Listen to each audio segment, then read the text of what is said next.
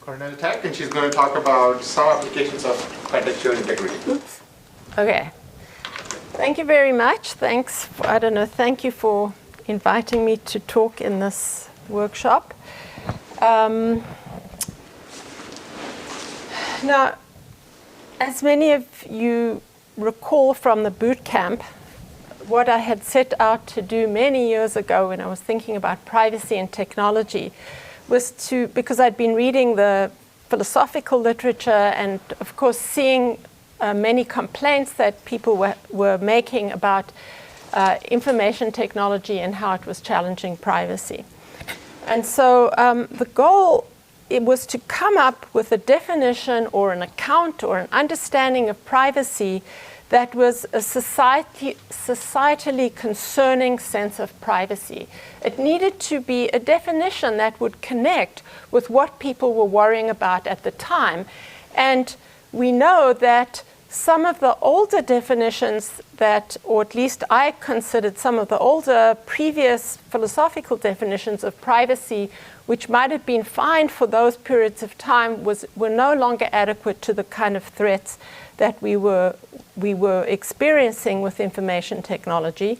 And out of this concern came contextual integrity. Now, again, some of you may never have heard anything about contextual integrity. You probably won't be able to remember any of this, but hopefully some of the results that I'm going to talk about will be meaningful to you. Some of you may have heard me talk in boot camp. Some of you may have read and don't remember. So this is sort of a refresher so that at least some things stick in your mind. The main idea behind privacy as contextual integrity is that privacy, the way people think about and value privacy, is not that they resist or resent or feel their privacy is being violated about any information flows. What we care about, what people care about, is inappropriate information flows. And so if you just forget everything about contextual integrity, the only thing you need to remember is that privacy is appropriate flow of information. And then there's more that the theory has to say. Appropriate flow is flow that conforms with this this concept that is a construct of the theory, which are contextual, informational, or privacy norms. And if you want to speak colloquially, it means that it's flow that meets privacy expectations. Now, privacy expectations, as anybody who has read for example, the legal literature, is a fundamental concept in the way courts understand violation of privacy. The question that the judges will ask are, does this practice or this policy or whatever's happened meet or violate reasonable expectations of privacy? And so this theory then tries to map on and inform determinations of expectation of privacy. And these norms, the proposal of the theory, and this is a substantive claim of the theory, need to be expressed. You need to have 5 parameters expressed, values for the 5 parameters. There's an actor parameter acting in a contextual role or capacity, subject, sender, recipient, information type drawn from the contextual ontology, and something called a transmission principle, which is a constraint on the information flow. So that's part 1, call it the descriptive part of contextual integrity. But there's also a legitimacy part of contextual integrity, which basically the idea is that if you want to establish that a norm or practice, if you want to establish that a practice is legitimate or meets expectation, the first round of analysis is that it conforms with an existing or an entrenched informational norm. But sometimes you don't even have a norm in a world in which there's technology that is radically altering the way information flows. And sometimes you have a practice that challenges an entrenched norm, challenges an expectation, and yet the population starts to think that the practice is legitimate, but the entrenched norm is not. And I mean, if you think of a dramatic case, you could think of slavery, which was a norm, and then we evolved to recognize that this was no longer legitimate, and we changed the practice, and ultimately the norm changed as well. And contextual integrity offers an analysis of legitimacy that has 3 rounds. So the heuristic is that if you want to apply contextual integrity to a given practice, is you want to establish what the relevant privacy norms or expectations are in that universe of activity. You map the flows, the practice, in terms of the 5 parameters, and you check conformance of flows with norms and expectations. And when you do, you say, yeah, it conforms, it respects privacy. No, it doesn't conform. What are we going to do about it? Red flag is raised. And you might even say, there just aren't any norms that apply here. And in either of these conditions, you need to perform that legitimacy analysis to either sustain the practice and accept you need to change the norm, or you reject the practice because you say that it's unjustifiable. So that's where I was, and I thought, isn't this a beautiful philosophical theory? Presented this. I was part of a big NSF grant, presented it at our one of our group meetings, and John Mitchell approached me and he said, oh, this is really interesting. We can actually give a formal expression to these contextual informational norms, and this is actually not from that initial work, but I then worked with Anupam Datta and Adam Barth and John Mitchell, and they then developed a version of linear temporal logic that can take contextual norms and express it formally in that way. And this is a way that they have, and then they actually went through the HIPAA privacy rules and found that using this formal language, they could express all the HIPAA privacy rules, more or less. Okay. So then I was excited and I became very ambitious, and I thought, yeah, well, you know, we can solve all the privacy problems in the world using contextual integrity. You know, I was young and naive, but my hopes expanded a little bit. Not only that meaningful privacy, that contextual integrity should account for meaningful privacy that is a societally concerning sense of privacy, but also that we could use contextual integrity in digital technology. We could design digital technology because we now have a formal expression of privacy rules, and we could embed those or express those or represent those in the digital technology and, well, maybe even mathematical concepts. So this is my goal for the rest of the semester, and Kobe is going to teach me how. Eventually, after many hours of discussion, I'm going to figure out the relationship, but for the time being, I'm not going to address the mathematical concept part of the applications, but rather this now is how I'm going to frame the rest of my remarks today. So because now there's a lot of work going on in this arena of applications of contextual integrity, and I can report that CI has been used in a variety of ways, or it has been applied in a variety of ways to address and give insight into some active privacy puzzles and phenomena. We've applied it to discover existing norms in society, that is to give some flesh. So if a judge has to decide, does this practice conform or violate to reasonable expectation of privacy. They don't necessarily just have to sit back and kind of dream it up in their imagination, but maybe we can provide some empirical backup to that question. We can use contextual integrity to inform technology design and development. We can use it to communicate law, policy, practice, and technology. And, oh my God, a double sentence. Oh, sorry, no, it isn't. Excuse me. And we can use it, the legitimacy part, to legitimate certain law, policy, practice, and technology.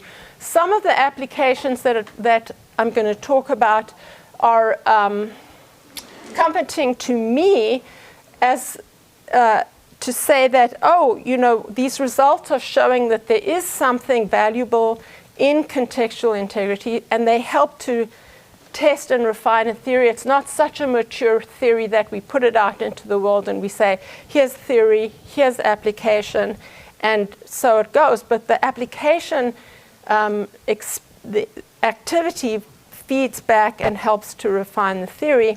And then we're beginning actually to talk with one or two companies to see how we can apply contextual integrity in the real world of technology and policy. There already has been a little bit in the White House, the previous White House, Consumer Bill of Rights, privacy rights. So some of the applications that we've already been pursuing, some of the policy-oriented that use the ethical and normative analysis has to do with, for example, learner privacy in MOOCs and online virtual platforms, biosensing, which is wearable, quantified self-technology. We have a study of the NSA's bulk telephony metadata program. And a very early study, which I'm still very pleased about, was just this question of posting court records online. And I think this really, I mean, it's a distant connection, but it's really connecting. It connects with Micah's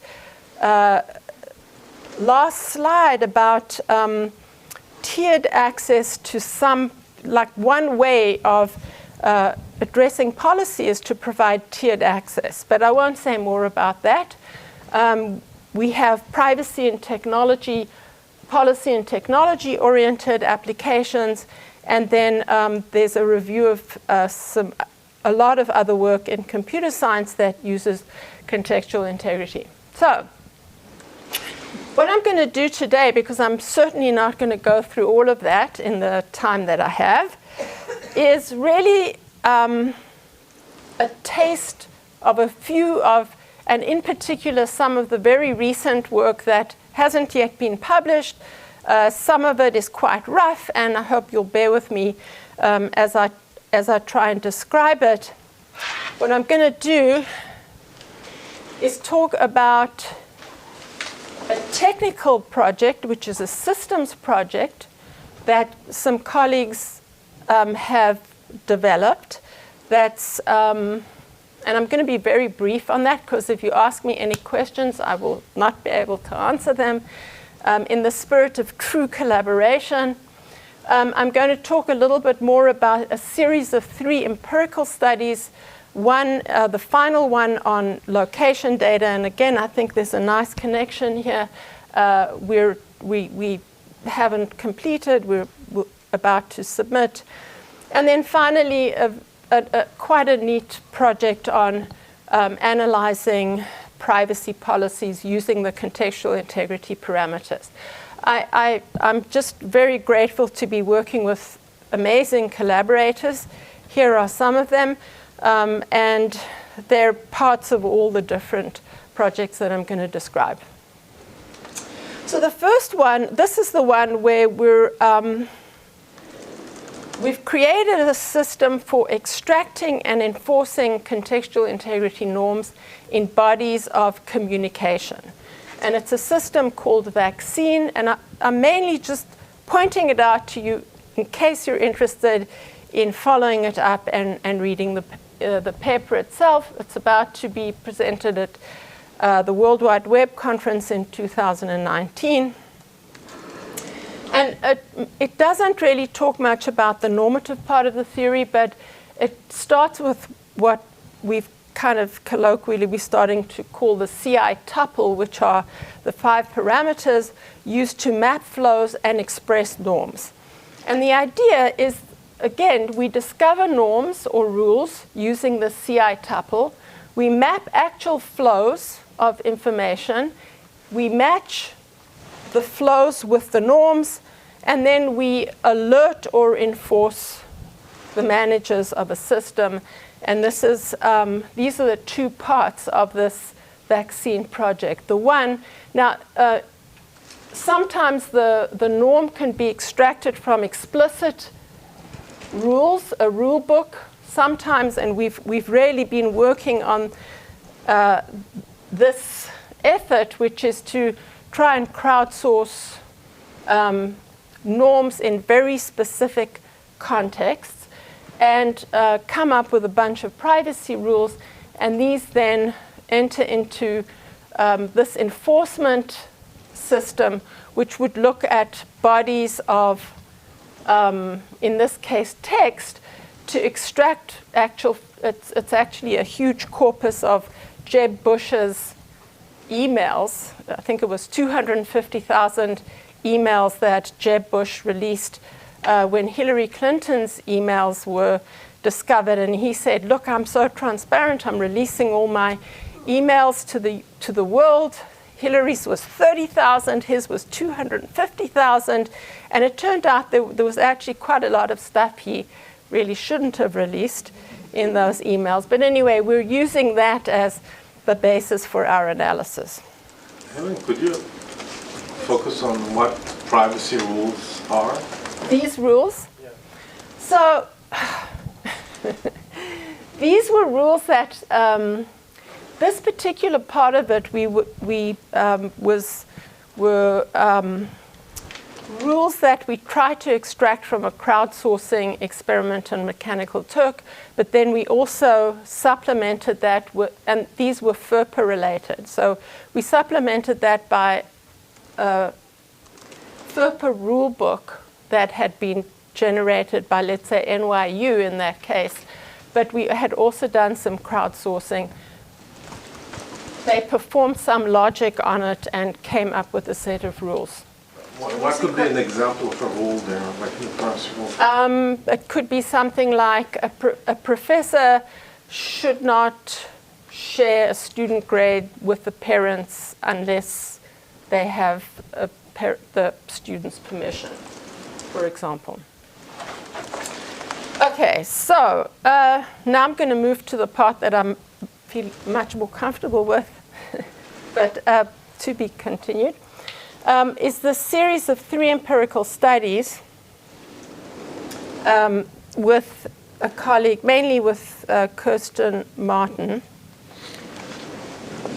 and tell you that the initial motivation for these studies was our concerns, and now maybe you'll understand why I pushed you, Micah, on this idea of sensitive data, that the dichotomy of private-public was doing too much work in privacy. And in fact, some theories were really based on it to say that when it's public, anything goes, but when it's private or sensitive, now the privacy rules need to come into play. And so we were challenging this dichotomy in these three series.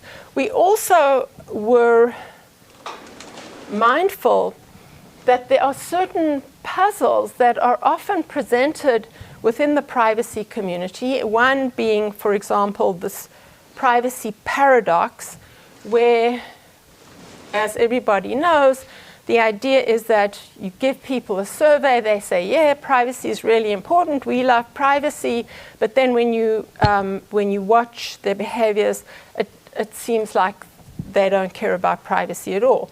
And one of the things that concerned us is that people are just asking the questions in the wrong way. So the first in the series of studies was privacy interest in sensitive information. And I'm only going to show you this. This I had already discussed a little bit at the boot camp presentation, so I'm not going to spend too much time on it. But this study, this first in the series, found the same result that the Pew group had found when presenting people with a whole range of categories of information. They found that these were the top 5 most sensitive categories of information. So our results, we replicated the Pew and we found the same thing.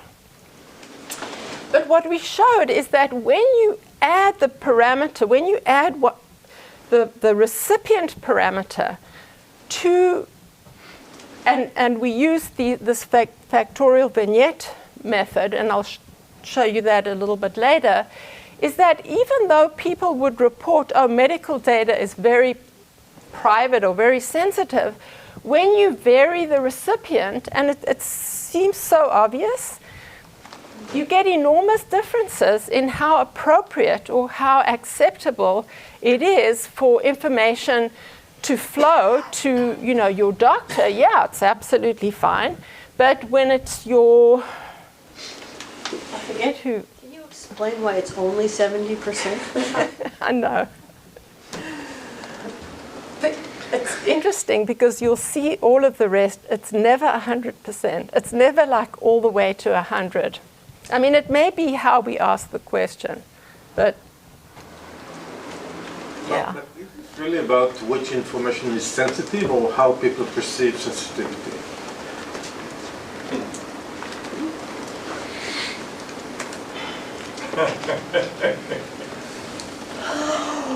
I'm not sure. Let me refine the question a little. Yeah. So if we assign sensitivity to the potential harms, okay, risks, loss of job, incarceration, whatever, loss of reputation, there's probably a big difference between what people perceive as the main as sensitive information and what actually is information that is causing these risks and harm.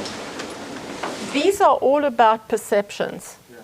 All of the results are about perceptions. And one of the concerns that we know needs to be addressed is the fact that people actually don't have a good sense of what can harm them. So these are really claims about what people judge to be sensitive and not to use those judgments as ground truth. Because when you add the parameters, so what we were trying to show is that the paradox, when you see people behave in ways that are incompatible with their statements that privacy is valuable, what you're seeing is not that they don't care about privacy, but they're actually doing things like this. They're making judgments about the appropriateness of certain flows. If you have a definition of privacy that says any flow means that you don't care about privacy, then you are going to see those two things as incompatible. But when you add the variables in and you say appropriate flow, which is described in terms of these 5 parameters, then you're going to see it's possible that those behaviors are quite compatible with each other. And that kind of disappears the paradox. We have to do more work, but it could disappear the paradox, excuse my bad grammar. So let me move on and talk a little bit about the public information, because this was one that I haven't talked about at all. And this gets to my question to Alexandra and PSI policy or whatever it is, which is privacy interests in public information. So the same but a kind of argument in reverse. Here is what the factorial vignette survey methodology looks like. Here's the basic little vignette, and then you have these parameters: recipient, subject, information type, and source, which is kind of transmission principle. There were ways in which we had to simplify these surveys. And then we had values for, I hope you can read it, it's probably a little bit small. And here are how we operationalize. Now, one thing to point out is all of these are public records. So according to that policy, anything goes with these public records, right? Okay. First of all, one thing I want to remark, because we're still struggling with it, we present the vignette, and then we say to people, is it okay? And we allow them to do 100 minus 100 to 100. That's how we get the thing. But what we really want is expectations and not preferences. Because contextual integrity talks about norms, and your expectations might not be the same as your preferences. So, and this I need help with, because we've tried so many different ways of asking the question. We feel that people are often telling us their preferences and not their expectation, but we really want expectations. So hopefully people will try things out and let us know. But this is the last slide. I see your hand. I'm just going to race through a little bit. But this is what I wanted to show you, because this is all public data in the sense that all of the data fields that we showed people were data from public records, so you might say. And then this is the data broker. This is checking for the information from a government online portal. And this is, you get the information by asking the subject, him or herself. If you've been following me, which I'm going, this tells us that people believe that this is the kind of data that people should have control over. So, you know me, I'm often saying, it's got nothing to do with control. People talk about privacy as control over information. That's not the case. It's about appropriate flow. But in these cases, what we're seeing here, so this one says average appropriateness of guest receiving party host information. So we were thinking, you're driving to someone's house for a party, and it's a very fancy house, and you're just like, I wonder how much these people paid for this house. So you could either ask them, or you could go check up on Zillow, what? Yeah. or Trulio, or you could go to actually public government records yourself and find it out. And same for bank receiving loan applicant, average appropriateness of bank receiving applicant information, and this is property, criminal record, marriage status, and what you voted in the last election, which isn't available in every state, but in many states, not what you voted, but whether you voted in the most recent election, which is a public record, not in all states, but in many states. And this is company receiving job applicant information by information type and source. First of all, you can see everybody hates data brokers. The most consistent result we've gotten in all our studies is that this is the thing people find most reprehensible. But you can see that in different scenarios, people have objection to government data, open data, being wide. So if you are forming a policy of how to use or make accessible certain types of information, even though it's in public records, you need to know that you're violating people's expectations when you make them available in certain ways. And then finally, and I'm rushing a little bit, and I see a couple of hands, but I want to get through this last thing, which is we're now looking at location data because it's so important at the moment. We're focusing on public location. And in the law, we have something called the plain view doctrine that actually says that if something's in public, it's up for grabs. And now we want to understand, is this the way people think about location? Factorial vignette methodology. We did some complicated surveys. We did a pilot and several different rounds of surveys in the main study and so on. So you can be glancing at this while I'm talking, but basically I'm just going to reveal a few of the surprising results that we found. First of all, the precision of this came out in the pilot study. Did the precision matter? The answer is, who thinks precision matters? Wrong. No, you knew I wouldn't have asked if I didn't have a surprising result for you. So we asked people things like city versus GPS, latitude, longitude coordinates.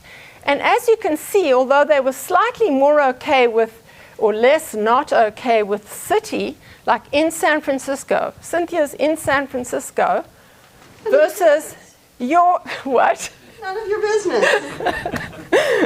Plainly not true. Whereas like latitude, longitude, not much difference. So actually that gave us permission to use the term location for the rest of our studies. Relevance of semantics, this was my favorite thing.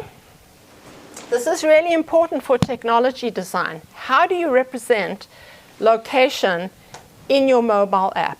Like what is the operating system generating that your mobile app is going to use as a representation of location, so that when you ask the permission of somebody, can I track your location or not, you switch that off. Does it matter to people that you're switching off the correct thing? And what we found is that when you say location, this is an average result. I mean, okay, I have to interpret it for you. When you tell people location, they have a certain response to whether something's okay or not. But when you give it meaning, you say home, work. It doesn't have to be some sensitive like at the brothel or whatever it is. It can be something very plain. It's much less acceptable. So you can imagine the mismatch we have now with machine representation and what it is that people care about. Okay, this is just, I've sort of run out of time, right?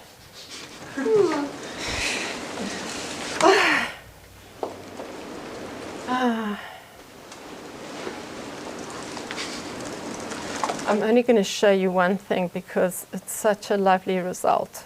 We took the Facebook privacy policy, we tagged all its elements in terms of the contextual integrity parameters. We performed an analysis, some of it other people had done, and we were just sort of replicating. But the thing we were really interested is this idea of bloating.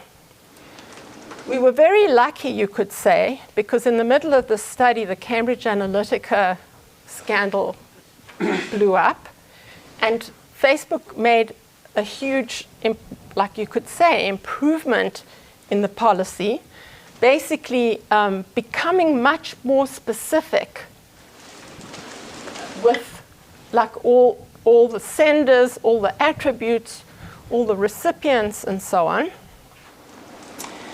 There were numerous more incomplete flows, which we're saying are ambiguous. If you don't specify the recipient, you can see it makes a difference to how people respond. But what we found is bloating. So if you provide a sentence to someone like this, and there are, I don't know, 76 of these in the Facebook policy, looks very particular, very specific. But when you actually map it out, this has 126 permutations. So if you're thinking that someone is reading a policy and actually has any idea what practices that policy actually covers. Now, this is just one, and there's 76 of these. Not all of them are bloaty in quite the same way, but you can imagine how complex it is. Sorry, and I know there were questions, and I'm out of time. What's that? A few minutes for questions. All right, let's thank the speaker.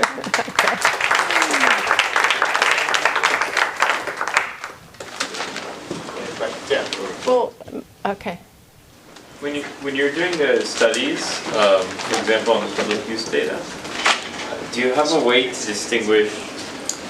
Like, I can see a negative, like this is a not okay response, Right. being indicative of a person's belief that the data broker shouldn't be sharing that information, or that somebody shouldn't be getting it from the data broker, or of a preference or a belief or expectation, I guess, that the data broker should be outside of the flow where that information comes from.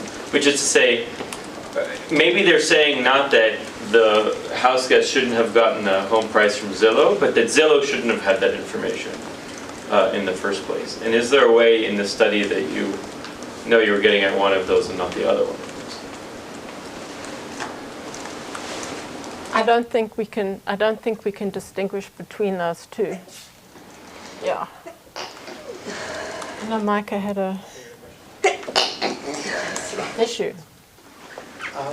When you talk about it being interested in expectations, not preferences, you mean positive expectations? What people think will typically happen in that situation, or you're distinguishing between normative things that I would like to be true but are not required, supererogatory versus required? No. It's what I expect, and it may not be what I want. And I mean, the example I use So this is positive expectation. well, it's not positive or negative. It's No, just I mean, what I expect. As opposed to normative. It's Prediction. This is what I predict. oh. This is Oh, what yes. right people would do. Right. So when I talk about norms, Yes. as contextual informational norms, I'm talking about the way in which we think that if people behave normatively, they're behaving correctly. So I am standing in front of you on this platform. You are all sitting politely. If someone started throwing eggs at me, that would be unexpected. I guess unpleasant as well. But part of the reason, the expectation will often define what's appropriate. I mean, there's a whole theory of norms. And sometimes norms turn out not to be right or not to be good, and society moves on and norms change. So I do mean it in an ethical way. It's both common practice and it's expected, but it may not be preferred. So I don't want to send my transcript that shows I got a C in calculus, but I know it's expected of me, and I'm not surprised when somebody asks me that. Well, I recognize it as ethically appropriate. That's the. Well, it's you can talk. Yeah, you can say it as you wish. It may not be ethically defensible, but it's expected. But if you say, what would you prefer? I would say I'd like to just redact that grade. But, okay, to be continued, yeah. When you do the location study, did you contextualize like what that location information would mean? So in other words, were you just kind of sort of asking Sorry, yeah, the granularity of it, or did you say, if I have this data, it means I could do X, Y? And this is really important, and I didn't get to it, which is that when we actually provided inference, then it went way down, right? So they might have said, not so bad about location. Then we gave place, dip in appropriateness. But when we said to infer that you have a chronic disease, it plummeted. So that was definitely significant. And I think here again it relates to your point that, and here knowledge versus expectation is very important, because if it turns out that people don't realize that frequency or granularity, for example, actually enable inference, then their expectations are really out of sync with what they should be thinking. And that's the kind of that's the way, and I know we had a little bit of that discussion, in which people's ignorance means that when you do the kinds of studies we're doing, you aren't necessarily getting the right answers if you want to set policy that can actually limit the harms of exposure of certain kinds of information. Anyway, okay, thank you very much, everybody.